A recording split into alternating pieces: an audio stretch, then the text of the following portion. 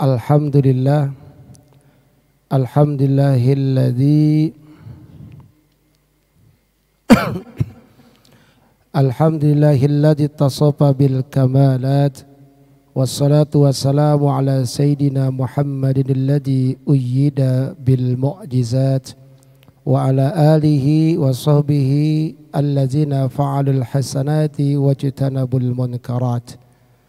La ilaha illallah, la mawjuda illallah, la ilaha illallah, la ma'buda illallah, la ilaha illallah, la matluba illallah, la ilaha illallah, la maqsuda illallah. Bismillahi tawakkalna ala Allah, la hawla wa la quwwata illa billah, amma ba'd. Hadirin jamaah Masjid Jami Al-Badar, jamaah salat zuhur yang dimuliakan Allah Subhanahu wa ta'ala. Alhamdulillah, pada kesempatan siang hari ini setelah kita sama-sama berjamaah melaksanakan salat zuhur, maka kita melanjutkan aktivitas kita yang mudah-mudahan ini menjadi amaliyah yang mendapat keridhaan dari Allah Subhanahu wa ta'ala, yaitu dengan kita memanfaatkan waktu untuk menuntut ilmu Allah Subhanahu wa ta'ala. Mudah-mudahan Allah Subhanahu wa ta'ala memberikan kita rahmat dan hidayahnya sehingga kita istiqomah dalam ibadah, dan mudah-mudahan wafat kita dalam keadaan husnul khotimah. Amin ya rabbal alamin. Baik, melanjutkan pembahasan kita pada pertemuan sebelumnya, yaitu pembukaan kitab Qami' Tughyan, syarah dari Syu'bul Iman, bahwasanya iman kita kemarin dijelaskan itu terbagi menjadi 77 cabang. Ada 77 mendasarkan rujukan hadis Rasulullah SAW, bahwasanya Rasulullah bersabda, al-imanu sab'un wa sab'una syu'batan, bahwa iman itu terbagi menjadi 77 cabang. Fa'abduluha qaulun la ilaha illallah wa adnaha imatatul aza anit tariqi wal haya'u syu'batul iman. Artinya paling abdul-abdulnya iman yaitu kalimat la ilaha illallah. Paling rendah-rendahnya yaitu adalah imatatul aza anit tariq, memindahkan duri di jalan.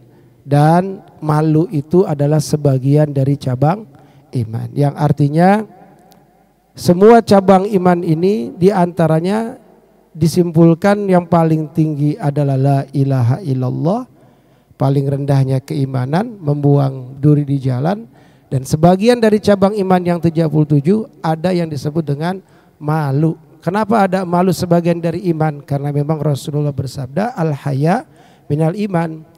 Orang yang punya malu berarti dia sebagian dari orang beriman. Tapi sebaliknya konklusinya, kalau orang beriman tapi nggak punya malu, berarti imannya apa Pak? Imannya tidak sempurna. Bahkan dikatakan keterangan lain, al-iman uryanun, ilman itu telanjang, layaknya seperti orang nggak punya baju. Lalu apa pakaian iman? Walibasuhu taqwa.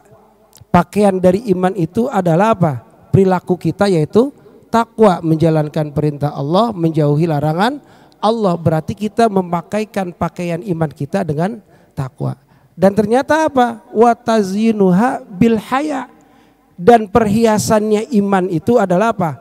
Rasa malu. Berarti kalau orang nggak punya malu berarti nggak punya perhiasan. Gitu. Maka malu itu sebagian dari iman. Dan selanjutnya kita meningkat pada bait selanjutnya, penjelasan Syu'bul Iman. Dalam bait selanjutnya, bismillahirrahmanirrahim. Amin bi rabbika wal malaiki wal kutub wal anbiya wa bi yaumi yafnal alamu. Amin bi rabbika. Dalam bait ini dijelaskan ada 5 cabang iman. Yang pertama fasyu'batul ula. Adapun cabang iman yang pertama, amin bi rabbika, yaitu beriman kepada Allah. Percaya, yakin kepada Allah Subhanahu wa taala dengan cara apa? Bi annallaha ta'ala wahidun, meyakinkan, menekadkan bahwa Allah Subhanahu wa taala wahidun, yaitu satu. Tapi satunya ini kita perlu perjelas. Kenapa? Karena satunya sebutan bagi Allah beda dengan satunya sebutan bagi makhluk. Maka kita harus kenal dengan sifat-sifat Allah. Bi annallaha wahidun artinya Allah maha satu. Allah itu punya sifat. Di antaranya kita dulu pernah belajar mungkin di TPA. Pernah ada yang namanya sifat 20, masih ingat Pak? Sifat Allah yang 20 masih hafal? Benar. Kalau yang waktu kecil suka diayun sama orang tuanya, kemudian orang tuanya sambil baca sifat 20 mungkin masih ingat. Wujud, qidam, baqa, mukhalafatul lil hawadisi, qiyamuhu binafsihi, wahdaniyat, kudrat, iradat, ilmu, hayat, sama, basar, kalam, qadiran, muridan, aliman, hayyan, sami'an, basiran, mutakaliman. Ada yang masih hafal? Apal sampai itu doang apa terusnya ada lagi? Artinya apa Pak artinya? Ada, dahulu kala, abadi, beda dengan makhluknya, berdiri sendiri, satu Allah dalam zatnya, satu dalam sifatnya, satu juga perbuatannya, kuasa berkehendak, maha tahu juga hidupnya, mendengar, melihat, berbicara, bukti kuasa, bukti yang berkehendak, bukti tahu, bukti hidupnya, bukti yang mendengar, juga bukti yang melihat, bukti yang berbicara, jadi semuanya 20. Baru pada tahu Ramadhan ini. Itu hafalan dari zaman TPA.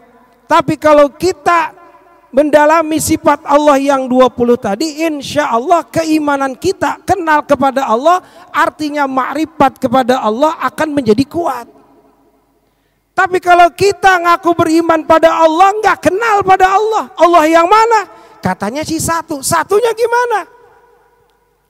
Ternyata satunya laisa kamislihi syai'un. Satunya Allah tidak ada titik sama dengan makhluk. Kalau makhluk satu, contoh satunya manusia terdiri dari apa? Panca indera. Dari anggota badan, kepala, pundak, lutut, kaki, kalau dalam olahraga anak-anak. Kalau nggak ada kepala jadi disebut satu manusia nggak? Kagak disebut manusia tanpa kepala. Tapi satunya Allah bukan seperti satu sebutan makhluk. Satunya jari, kumpulan dari berapa? Ada 3 ruas, ada tulang, ada kulit, ada urat, ada darah, ada kuku, baru disebut satu jari, kumpulan dari beberapa bagian. Tapi Allah maha satu, tapi satunya tidak ada satu titik pun rasa sama kepada makhluk.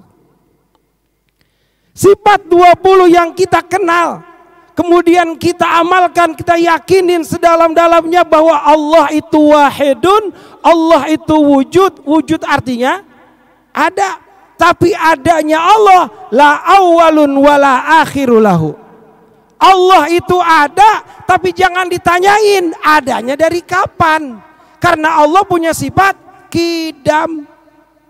Artinya kidam terdahulu tanpa diawali dengan tidak ada. Tercabut makulat namanya apa? kapan, mata, kapan Allah ada, nggak bisa. Kenapa? Karena mustahil Allah ada awalnya. Wala akhiro, dan Allah tidak akhirnya. Maka Allah punya sifat baqo, artinya kekal. Ini harus kita yakinin. Dari 3 sifat ini kita sudah bisa meyakinkan Allah itu maha sempurna.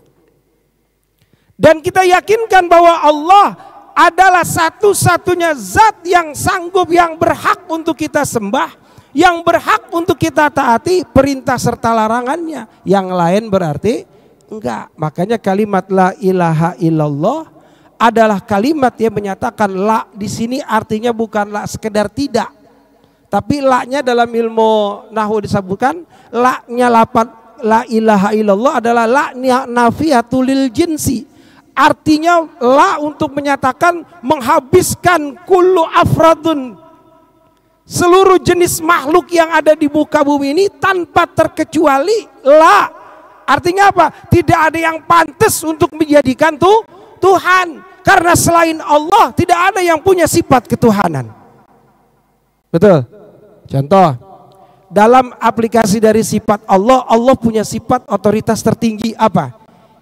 Yaitu Rabbul Alamin. Kemarin kita udah jelasin apa pertama?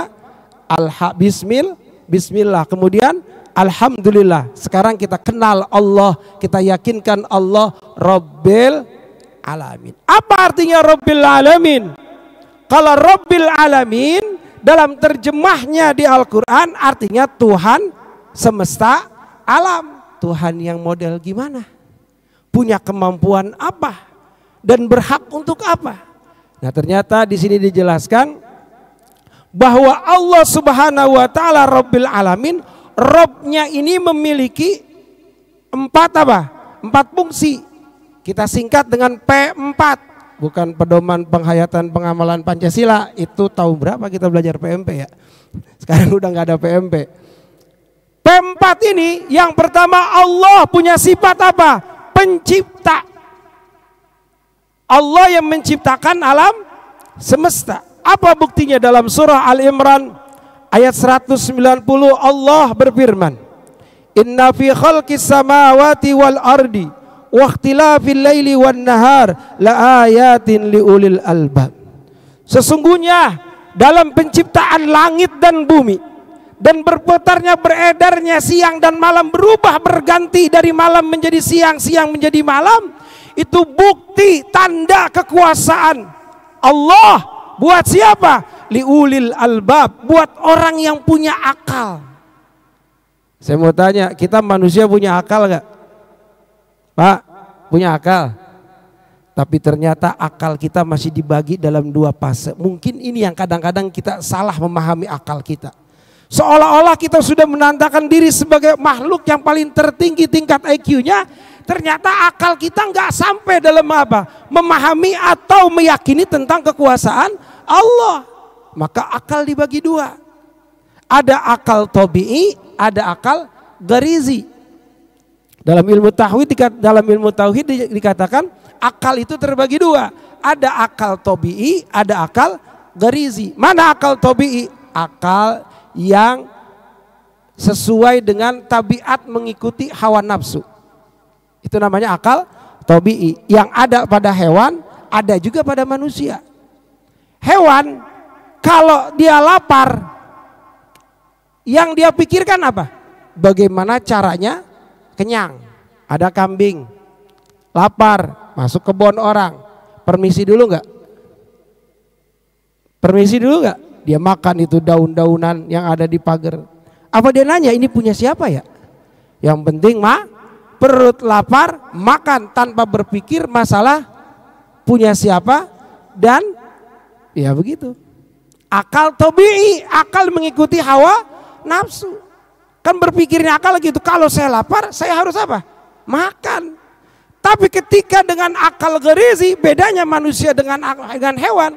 Akal garizi itu berpikir, tapi berpikir dengan hati, bukan dengan nafsu.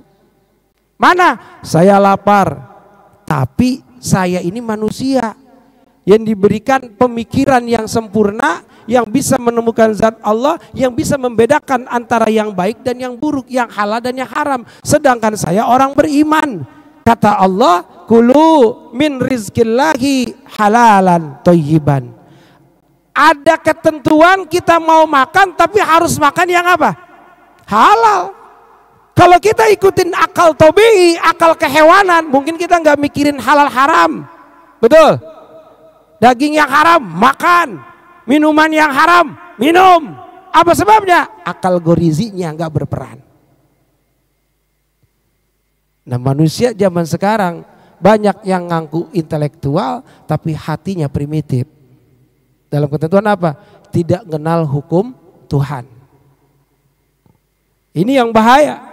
Kalau kita tidak beriman kepada Allah, tidak mengenal sifat-sifat Allah, dan kita termasuk orang yang dianugerahi kehebatan, kelebihan makhluk daripada makhluk yang lain, yaitu manusia diberikan akal. Akal yang mana? Akal yang dapat menemukan tanda-tanda kekuasaan Allah.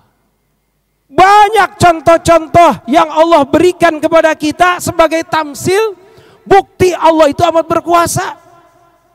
Dan kita harus yakin percaya dan Allah itu maha bisa. Contoh, dalam hadis Arba'in yang keempat, di situ ada tanda kekuasaan Allah tentang penciptaan manusia. Artinya Allah sanggup melakukan hal seperti itu. Dalam 40 hari pertama dalam janin kita masih segumpal darah. Kemudian 40 hari kedua jadi sekerat. 40 hari pertama masih nutfah, sperma, 40 hari kedua segumpal darah, 40 hari berikutnya yaitu segumpal daging, baru Allah kirimkan malaikat untuk meniupkan ruh, kita menjadi janin. Apa ada teknologi yang bisa menciptakan manusia? Gak ada, kecuali siapa? Allah yang maha pencipta. Kita enggak sanggup apa-apa. Kita enggak punya kekuasaan apa? Oleh karenanya ketika kita sudah yakin, percaya Allah itu maha pencipta, menciptakan seluruh alam yang ada di dunia ini, nggak ada selain apapun, semua adalah ciptaan Allah. Kullu ma siwallahu makhlukun. Setiap segala sesuatu selain Allah makhluk statusnya. Nggak ada dewa, nggak ada Tuhan yang lain, nggak ada berhala, nggak ada siapapun. Apa sebabnya? Karena tidak punya otoritas sebagai Tuhan. Sedangkan yang punya hak untuk jadi Tuhan hanya Allah dengan segala apa? Sifat-sifat kesempurnaannya yang bersih dari segala sifat kekurangannya. Ini harus kita yakinin. Maka dengan itu tidak boleh ada keraguan sedikit pun tentang kekuasaan Allah. Kalau ada ragu sedikit, jatuhnya syak. Syak itu artinya ragu-ragu. Al-iman ma'asyak layasihu.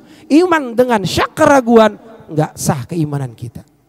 Contoh, Allah punya sifat yang kedua. Setelah pencipta apa? P yang kedua, Allah pengurus alam. Allah yang ngurusin alam semesta ini. Yakin seyakin-yakinnya tidak ada yang punya hak untuk mengurusi alam kecuali Allah. Apa dasarnya? Allah Subhanahu wa taala berfirman di dalam apa ini? Surat Hud ayat 6, "Wa ma min dabbatin fil ardi illa 'alallahi rizquha." Allah nyatakan dalam Al-Qur'an surah Hud ayat 6 bahwa tidak ada satupun yang melata di atas muka bumi ini yang bergerak, yang hidup, yang merayap, kecuali semua sudah ada dalam takdir ketentuan rizkinya Allah Subhanahu wa taala. Mau yang kelihatan, mau yang enggak kelihatan, semua Allah yang jamin rizkinya. Timbul pertanyaan, lalu buat apa kita kerja? Buat apa kita usaha? Buat apa kita banyak bisnis? Untuk apa? Apakah untuk merubah takdir Allah? Tidak. Kita diperintahkan oleh Allah untuk bekerja. Untuk apa? Sebagai apa? Sebagai perintah bahwa Allah memerintahkan kita untuk kerja. Tapi dengan kerja kita nggak berhak untuk menentukan hasil. Karena dalam akidah Ahlussunnah wal Jamaah, segala sesuatu adalah takdir Allah. Tapi manusia wajib usaha. Kenapa ada manusia wajib usaha? Karena ada perintah Allah, innallaha la yughayyiru ma biqaumin hatta yughayyiru ma bi anfusihim. Sesungguhnya Allah tidak akan merubah nasib satu kaum kecuali kaum itu mau merubahnya sendiri. Maka kita kerja. Karena apa? Karena perintah Allah. Tapi sekeras apapun pekerjaan kita, sepinter apapun kita merencanakan tentang desain ataupun target dalam masalah bisnis kita, ingat, hasil punya siapa? Allah. Perencanaan boleh kita rencanakan dengan target ratusan juta, dengan target sekian miliar, tapi ketika target tidak sampai, baliknya ke siapa? Allah. Jangan nyesel, jangan ngeluh, tapi kita tetap berusaha. Kalau kita selalu menargetkan apa yang kita usahakan sesuai target kita, maka kita akan lupa bahwa Allah itu maha berkehendak. Allah yang nentuin, tapi kita berusaha semaksimal mungkin. Agar apa? Agar Allah tahu siapa di antara kita yang paling bertakwa. Itulah pentingnya Allah ngurus alam. Jangankan urusan kita manusia, Pak. Ada makhluk Allah yang Allah jadikan rizkinya nggak perlu kemana-mana. Makan di situ, minum di situ, tidur di situ, sampai akhirnya dia berkeluarga, besan, bikin komunitas, hanya dalam satu tempat, tapi Allah sanggup memberikan semua fasilitas kehidupannya. Apaan, Pak? Ada yang kepikiran nggak? Makhluk apa yang Allah berikan semua fasilitas kehidupannya tapi nggak perlu kemana-mana? Ayo, ini tauhid. Apaan, Pak?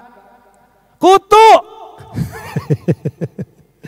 Kutu di kepala apa pernah pindah ke kaki? Enggak pernah. Kutu di kepala apa pernah pindah ke tangan? Atau dia harus turun dari kepala untuk cari makan?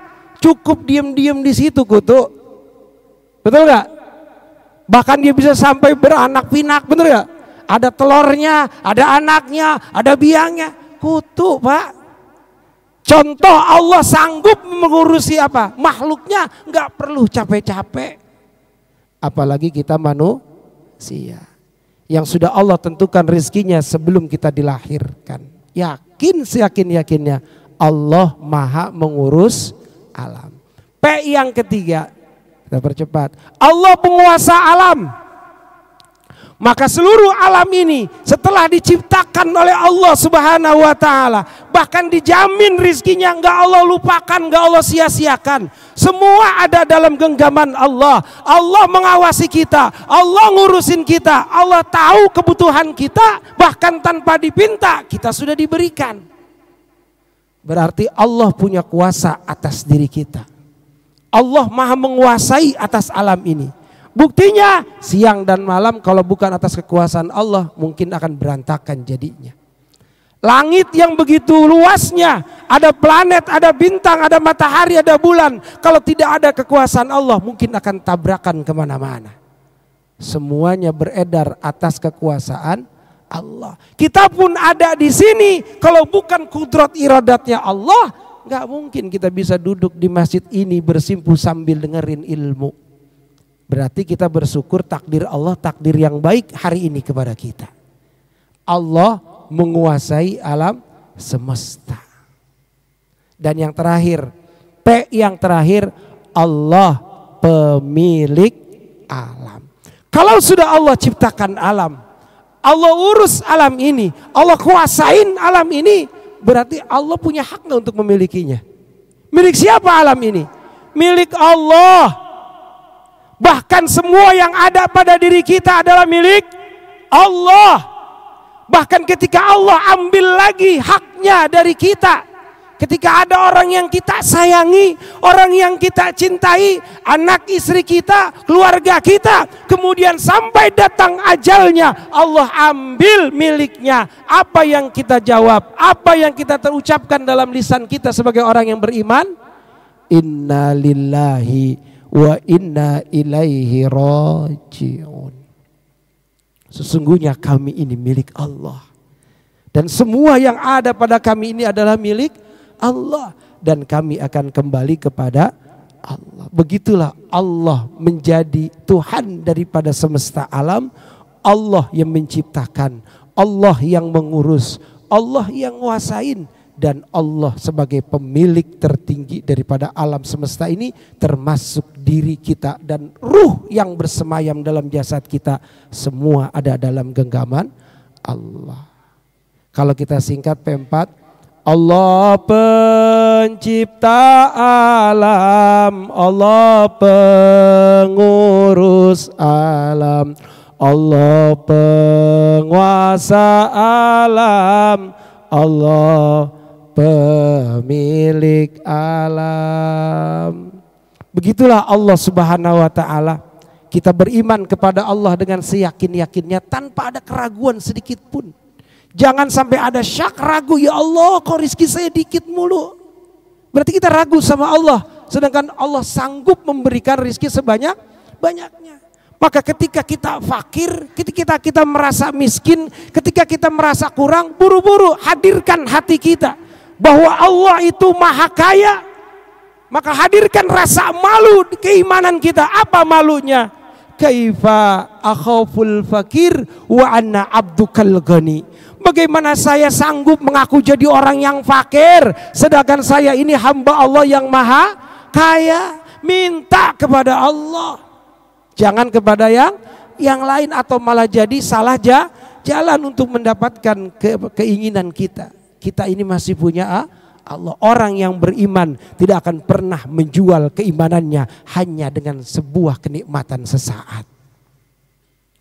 Oleh karena itu, mendayung sampan ke tengah lautan, melempar sauh tangkaplah ikan, jagalah iman sebagai pedoman untuk mengarungi kehidupan di akhir zaman.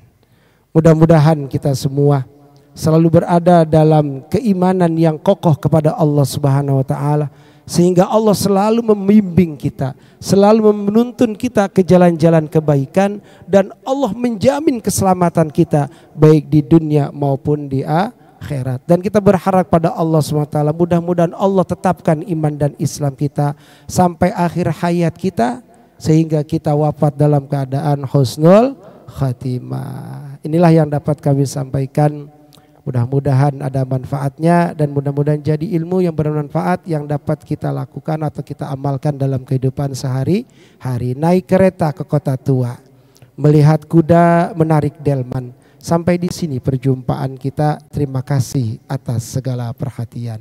Rabbana anfa'na bima 'allamtana, Rabbi 'allimna lazi yanfa'una, Rabbi faqihna wa faqih ahlana wa qarabati lana fi dinina. Tawassalna bi ta'allumin, tawassalna bi ta'limin, antarzuqana wasi'a wa antarzuqana al-amana. Subhanakallahumma wa bihamdika asyhadu an la ilaha illa anta astaghfiruka wa atubu ilaik. Wallahu muwaffiq ila aqwamit thoriq.